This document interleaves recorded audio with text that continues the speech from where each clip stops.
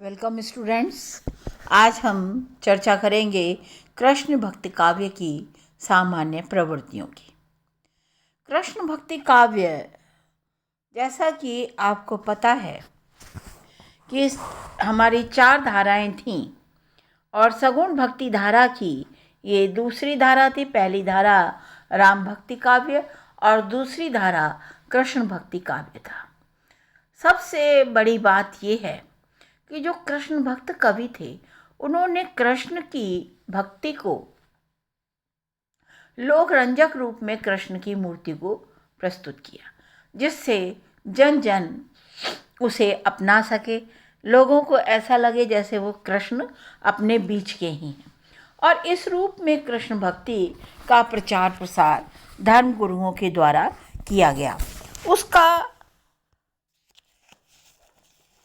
असर ये हुआ कि कृष्ण भक्ति बहुत ज़्यादा लोकप्रिय हुई। राम भक्ति से ज़्यादा कृष्ण भक्ति लोकप्रिय हुई। उत्तर से लेकर दक्षिण तक और पूरब से लेकर पश्चिम तक कृष्ण भक्ति हर जगह अपने उसी रूप में मिलती है। कृष्ण की लीलाओं का वर्णन इसमें किया गया, गान किया गया, विषय वस्तु में मौलिक उद्भावनाएं की गईं, जीवन का चित्र आंका गया, रस का चित्रण किया गया। भक्ति भावना से ओतप्रोत है ये भक्ति, और कृष्ण का चरित्र चित्रण भी इसमें दिखाई देता है। तो इस तरह से कृष्ण भक्ति संप्रदाय में सबसे पहला जो है कृष्ण लीलाओं का वर्णन। कृष्ण भक्ति के अनुसार ब्रह्म रस परम आनंदमय है। वह सगुण रूप अत्यंत आह्लादकारी है। इसमें कृष्ण सच्चिदानंद हैं। कृष्ण भक्ति काव्य में नाना ग्रंथ लिखे गए। भक्ति धारा में प्रेम को अधिक महत्व दिया गया। इसकी प्रमुख प्रवृत्तियां इस प्रकार हैं। कृष्ण लीलाओं का वर्णन। कृष्ण भक्ति काव्य में कृष्ण की लीलाओं का गायन प्रमुख विषय है। सूरदास द्वारा प्रशस्त लीला गायन में निश्चिंता, विवेक, सूक्ष्मता, आध्यात्म, मानसिक स्वास्थ्य, संयम है। बाद के कवियों में इसका अभाव ही पाया गया है।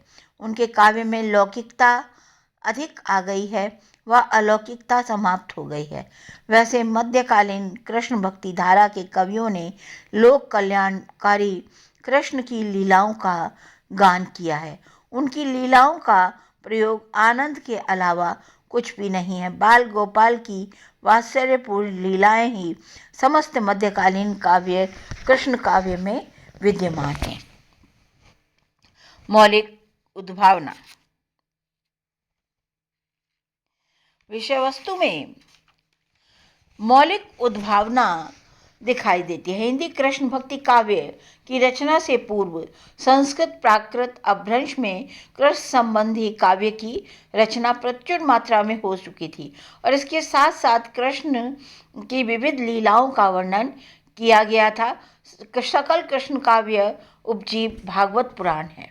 मध्यकालीन हिंदी कृष्ण भक्ति काव्य भी वैष्णव धर्म के अक्षय स्रोत भागवत का आधार लेकर चला है, क्योंकि मध्यकाल में भागवत इतना लोकप्रिय था कि उसे आधार बनाए बिना कवि कर्म और आचार्य पद की पूर्ति असंभव थी। किंतु इसका तात्पर्य ये कदापि नहीं कि मध्यकालीन कृष्ण भक्ति काव्य भागवत का अनुवाद मात्र है। मध्यकालीन कृष्ण भक्त कवि में पर्याप्त मौलिक उद्भावना से काम लिया है। उदाहरणार्थ भागवतकार के कृष्ण निर्लिप्त हैं। वे गोपियों की प्रार्थना पर लीला में शरीक होते हैं, जबकि हिंदी कवियों के कृष्ण गोपियों की ओर स्वयं उन्मुख होते हैं और हृदयहारी लीलाओं से उनके हृदयों को जीतते हैं। भागवत में आदि से लेकर अंत तक कृष्ण का ब्रह्मत्व, उनका चरित्र अलौकिक बने रहते हैं, जबकि हिंदी कवियों के कृष्ण में बहुत कम स्थानों पर अलौकिकता है। ये बाल रूप में बाल लीलाएं, युवा रूप में प्रणय लीलाएं करते हैं। भागवत में कृष्ण के साथ प्रेम करने वाली एक गोपी का वर्णन है। उसमें राधा का उल्लेख नहीं है, जबकि सूरदास आदि कवियों ने राधा एवं एक गोपी का वर्णन किया है। राधा की कल्पना द्वारा प्रणय चित्रण में अलौकिक भव्यता सी लादी है।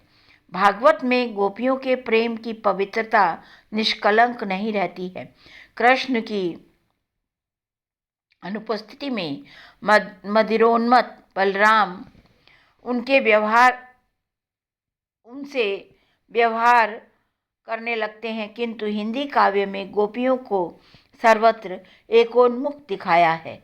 हिंदी कवियों में जयदेव और विद्यापति का आधार लेते हुए यथेष्ट कल्पना शक्ति से काम लिया गया है। विद्यापति के राधा और कृष्ण के प्रेम वर्णन में जहाँ स्थूलता और उद्दामता है, वहाँ इनसे नवीन रूप रंग भरकर उसे उभार कर और ज़्यादा निखार दिया है। इन्होंने लोक प्रचलित कृष्ण लीलाओं का सदुपयोग करके कृष्ण भक्ति की अभिवृद्धि में एक नवीन योगदान दिया। अपने युग समाज के वातावरण के अनुसार इन कवियों ने अनेक प्रसंगों की उद्भावना भी की है। रस चित्रण।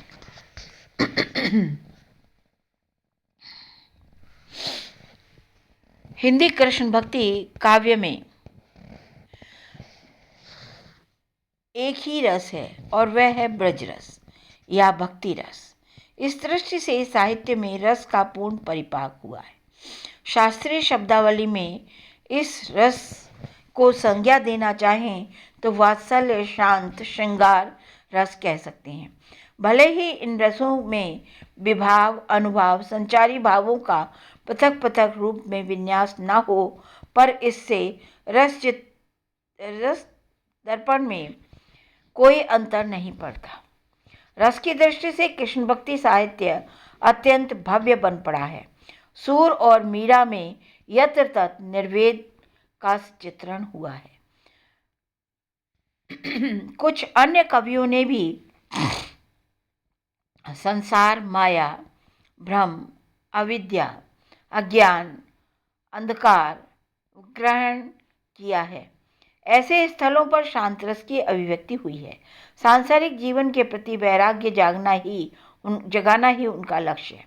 प्रायः सभी कृष्ण भक्त कवि संसार को त्याग कर कम से कम मानसिक संन्यास की सकल कामना लेकर साधना में प्रवृत्त हुए हैं। सामूहिक रूप से कृष्ण भक्ति साहित्य निर्वेद की भावना कोई प्रत्यक्ष महत्व तो नहीं दिया गया। भक्ति में दैन्य भावना का पाया जाना आवश्यक होता है। सूर के प्रारंभिक पदों में दैन्य भावना मिल जाती है। मीरा के कतिपय पदों में उच्च भावना मिलती है, किंतु समूचे कृष्ण भक्ति काव्य में इसकी उपेक्षा की गई है। अतुल सौंदर्य राशि आनंद के परम धाम कृष्ण के साथ इनकी संगति नहीं बैठती। दूसरे प्रेम में जो आत्मीयता है वह दैन्य में नहीं। कदाचित यही कारण है कि बल्लभ, चैतन्य, हितहरिवंश और हरिदास ने दैन्य को कृष्ण भक्ति के अनुकूल नहीं माना है। कृष्ण भक्ति साहित्य में दैन्य स्थायी भाव की अपेक्षा संचारी भाव के रूप में अधिक आया है। ये दूसरी बात है कि संचारी भाव में एक विशेष प्रकार की निरंतरता है। वात्सल्य और श्रृंगार के चित्रण में कृष्ण भक्त कवि अद्वितीय हैं। सूर वात्सल्य और वात्सल्य सूर है। वात्सल्य के चित्रण में जितने विविध प्रसंगों और उनके संदर्भ में उठने वाले नाना भावों की उद्भावना सूर ने की है, उनका साहित्य शास्त्रियों द्वारा परिगणित संचारियों में अंतर्भाव नहीं हो सकता। सूर की निम्नांकित पंक्तियों में मैया मोही दाऊ बहुत खिजायो, मैया कवई बढ़ेगी चोटी और संदेशो देव की सो कहियो में जो मार्मिकता है वह अकथनीय है। वात्सल्य की नहीं, सख्य के चित्रण में भी कृष्ण भक्तियों कवियों ने अद्वितीय कौशल दिखाया है।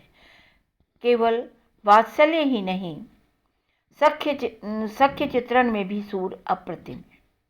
कृष्ण भक्ति के अनेक संप्रदायों की अपेक्षा वल्लभ संप्रदाय के कवियों ने सख्य भाव का अत्यंत मनोविज्ञान सम्मत वर्णन किया है। कृष्ण भक्ति काव्य सर्वाधिक लोकप्रिय क्षेत्र है। मधुर रति का चित्रण, जिसे काव्य शास्त्र की भाषा में श्रृंगार की संज्ञा से अभिहित किया गया है। माधुर्य भाव या श्रृंगार का कोई पक्ष ऐसा नहीं है जो सूर की दृष्टि से बच पाया। राधा और कृष्ण और गोपियों के प्रणय का विकास मनोविज्ञान के धरातल पर अत्यंत सहज रूप में हुआ है। सूर को मनुष्य के भावलोक का इतना गहन परिचय है कि शायद ही किसी अन्य कवि को हो। श्रृंगार के संयोग और वियोग दोनों पक्षों का वर्णन अत्यंत मनोरम बन पड़ा है। कृष्ण भक्ति काव्य में संयोग की अपेक्षा वियोग अत्यंत उत्कृष्ट रहा है। सूरदास और हित हरिवंश ने तो इस दिशा में कमाल ही कर दिखाया है। सूर और मीरा मिलन में भी वियोग का आभास करते हैं। उदाहरण के लिए सूर कुछ पद देखिए। अखियाँ हर दर्शन की प्यासी, हरि बिछड़त फाट्यो न हियो, भयो कठोर बजते भारी, रही के पापी कहा कियो आदि। अगला है भक्ति भावना। कृष्ण भक्ति में मूल में एकमात्र भगवत भक्ति रति काम कर रही है, जो कि पात्र के स्वभाव के अनुसार वात्सल्य, सख्य और कांता भाव में परिणत हो जाती है। कृष्ण भक्ति काव्य की प्रेमालक्षणा भक्ति वैधि भक्ति से भिन्न है। कृष्ण प्रेम के सामने सामाजिक विधि निषेध, लोक वेद, शास्त्र की मर्यादा सभी नगण्य हैं, यहाँ तक कि उल्लंघनीय है, जबकि वैधि भक्ति में मर्यादा की सत्ता अक्षुण्ण है। ये ठीक है कि भक्ति श्रद्धा और प्रेम पर आधारित होती है और कृष्ण और प्रेम वैधि भक्ति में भी उपलब्ध होता है, परंतु स्मरण रखना चाहिए कि दोनों के प्रेम में अनुपातिक अंतर है। वैधि भक्ति भगवान के ऐश्वर्यमय रूप की प्रधानता रहती है, जबकि प्रेमा भक्ति में सौंदर्यमय रूप की। वैधि भक्ति में लोक संग्रह की भावना अधिक बनी रहती है। साधना में वैधि भक्ति का प्रथम सोपान है, जबकि रागानुगा भक्ति अंतिम सोपान। कृष्ण भक्ति में सभी संप्रदायों ने कांता भाव की भक्ति को अत्यधिक महत्व दिया है। निम्बाड़ संप्रदाय में स्वकीय भाव पर बल दिया गया है। चैतन्य संप्रदाय में परकीया में प्रेम में माधुर्य भाव की चरम परिणति मानी गई है। आगे चलकर वल्लभ संप्रदाय में परकीया भाव की भक्ति का प्रचलन हो गया। राधा वल्लभ संप्रदाय में परकीया भाव की अस्वीकृति है। कृष्ण भक्तों ने परकीया भाव में किसी प्रकार की अश्लीलता या अनैतिकता की शंका करना व्यर्थ है। वस्तुतः परकीया आदर्श प्रेम का प्रतीक है। भक्ति की इन विधाओं के अतिरिक्त कृष्ण भक्ति में दास्य भाव की भक्ति तथा नवदा भक्ति के अन्य अंगों का वर्णन भी मिलता है, किंतु प्रधानता रागानुगा भक्ति को ही मिली है। कृष्ण के जीवन का विस्तृत चित्रण नहीं किया गया है। यहाँ पर भी कृष्ण के जीवन के कोमल पक्षों को आधार बनाकर इसकी रचना की गई है। कृष्ण का चरित्र लोक रंजक है। कृष्ण की लीला भूमि ब्रज है। गोपी माया के रूप में अनेक साथ हैं।